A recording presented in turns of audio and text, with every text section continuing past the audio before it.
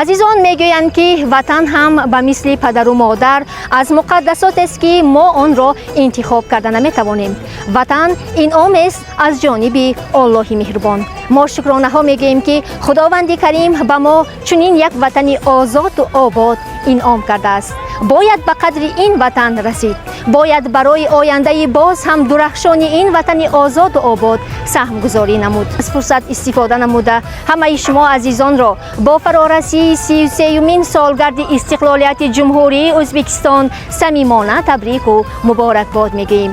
мехоҳем ки ҳамеша замонаамон тинч бошад.